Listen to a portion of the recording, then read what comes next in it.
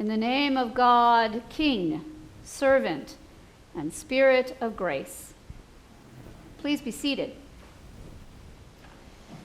One of my primary sources of theological learning as a child was C.S. Lewis's The Chronicles of Narnia. Lewis was a prolific writer, delving into satire, science fiction, fantasy, and perhaps mostly Christian theology. The Narnia Chronicles used the children's fantasy genre to address significant Christian questions about the nature of God and of God's creation. Lewis's Narnia is a place of magic and myth, created and ruled by an enormous talking lion named Aslan, the king of heaven, as represented by the king of beasts. Each of the books chronicles a period of Narnian history, tracing an arc of betrayal and redemption, cruelty and compassion, and ultimately salvation. Many of the individual narratives echo biblical themes, including Aslan's sacrifice of his life and eventual resurrection on behalf of a flawed creation. Like the human children who cross into and influence the events of the Narnian world, I formulated some of my most fundamental beliefs based on the events in Lewis's narratives. God is powerful and compassionate, just and merciful. God knows each of us intimately and cares about what happens to us. And God takes sides. These seemingly simplistic notions come directly from our scriptures. Today's Hebrew reading from the prophet Ezekiel tells us that God is not just a passive shepherd to her flock, but an active guardian, seeking out the lost and the hungry and the frightened and the confused and gathering them into one land, into one people, so that they will be safe. But not all the sheep, because our Creator is also our judge. And Jesus is the incarnation, the human embodiment of that creating and judging God. So the idea of Jesus being a judgmental king is pretty confusing for us. After all, Jesus spent a great deal of his earthly ministry condemning authority figures. He spoke against being judgmental, and he commanded his followers to treat everyone with love. Yet, according to Matthew's gospel, when Jesus comes in his glory, he will sit on a throne and judge like a king. And when he does, he will not forgive the sins of those who failed to follow his commandments. He will not act with mercy. He will not unify his people. This is incredibly inconsistent with what we believe about Jesus. Some scholars have actually suggested that it is possible that Jesus was being ironic when he gave this speech to his disciples. But if so, his sarcasm seems to have been lost on the millions of religious individuals whose faith depends on the idea of reward for the right and punishment for the wrong. In Matthew's gospel story, Jesus initially appears to support this idea, describing himself as a king who can and will judge the world. But then he goes on, and we realize that Jesus' idea of justice is a lot different than ours of simple retribution. I have heard a lot of preachers say that Jesus' metaphoric division of humanity into sheep and goats represents the divide between believers and non-believers. This doesn't actually make any sense coming from a rabbi who was familiar with Ezekiel's prophecy, which implies that while belief may bring us into the shepherd's fold, it is what we do within the fold that matters. God does not judge between believers and unbelievers, between genders, between races, between nations, between cultures.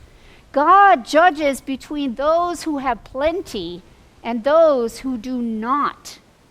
God judges the fattest sheep with the most censure, saying these are the ones who pushed and butted at all weak animals and scattered them far and wide.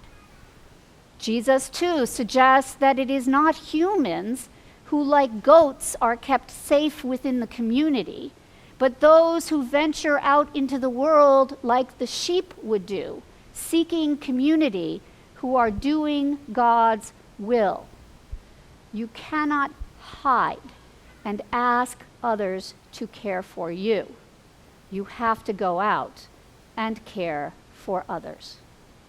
Believers and unbelievers alike are judged on whether we choose to participate in the work that Jesus has invited us to do, the work of bringing down the walls that separate us and unifying and saving all creation. It seems like a scary invitation, perhaps a party you don't want to go to. But you shouldn't be frightened. You should be empowered, because the authority that God gives us to do these tasks far exceeds the petty powers of human rule. It shows us that when we act as one people, we can defeat the powers of darkness in this world and bring light into human despair. Today's psalm reminds us of the tremendous creative power of God. And the letter to Ephesus supports this. God's power should be both a comfort to the suffering and a challenge to the self-satisfied, pointing out that the good things in our lives are not rewards for our faith, but gifts we can use in trying to fulfill God's will. This gospel passage is actually the only place in the New Testament where Jesus talks about the last judgment. So next time someone starts on Revelations with you, this is where Jesus talks about the last judgment. These words, then, are the only words we need to guide us, just as we do to those that our society considers the least of us. We do to Jesus himself. My favorite passage in the Chronicles of Narnia occurs in the final book, which describes the end of the Narnian world. In it, Lewis depicts the paradise that all his faithful creatures discover at the end of their labors. Spoiler alert, 50 years too late. This world contains the people, places, and things they love, not just from Narnia, but from this world, and from worlds they could never even imagine. It brings beings from all times and all places and all species together to sing, to weep, to laugh, and to give thanks for the mercy of Aslan. And there is still a capacity for surprise.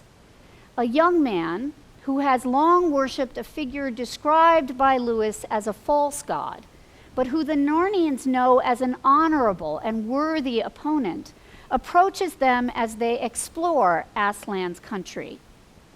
He tells them that he has been searching for the god that he had worshipped all his life. In his travels, he instead found Aslan, and he fears the worst because of his allegiance to this false god.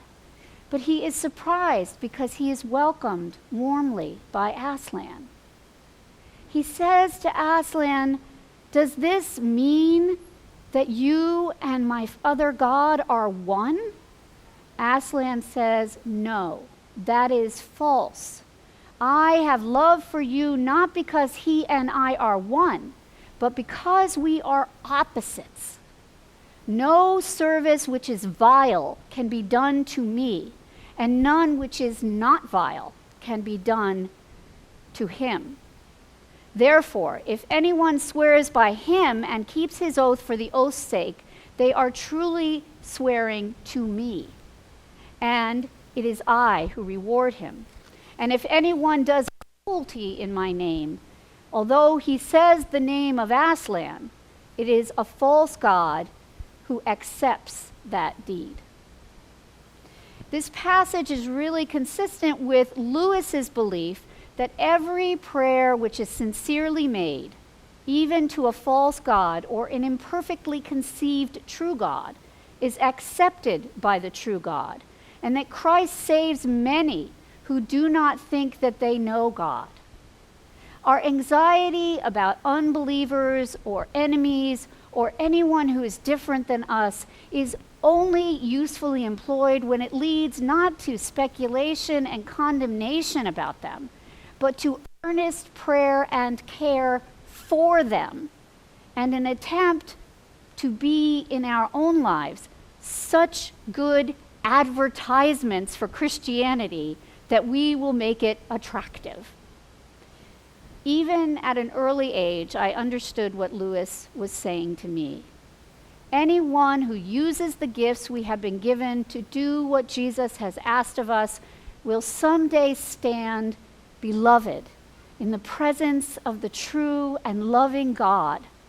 And each of our good acts on behalf of our good God will spread God's love like ripples in a pond. I have no greater desire and no more challenging task than to walk this path, and it gives me no greater pleasure than to walk it with you. Amen.